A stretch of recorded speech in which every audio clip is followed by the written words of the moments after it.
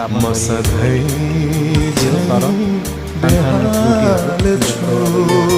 पुल त्यही बेला म्यानेज गर्नु पुल अब अहिले भत्किने अवस्थामा बगाउने अवस्थामा छ। पानी लगभग छेउछाउबाट ओभरफ्लो भएर बगिरहेको छ। अब अवस्था चाहिँ त्यस्तो छ।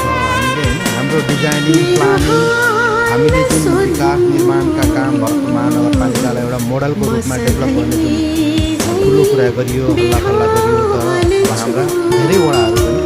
वडा नम्बर 12, 11 लगायत किसिमका धेरै वडाहरू यहाँ 9 त्यस्तो ठाउँमा पनि अब हाम्रो आवास टेलिभिजन भएको ठाउँमा ल यो होलबाट अब चाहिँ यो पानी कतिखेर यो पुल बगाउँछ ग्यारेन्टी छ।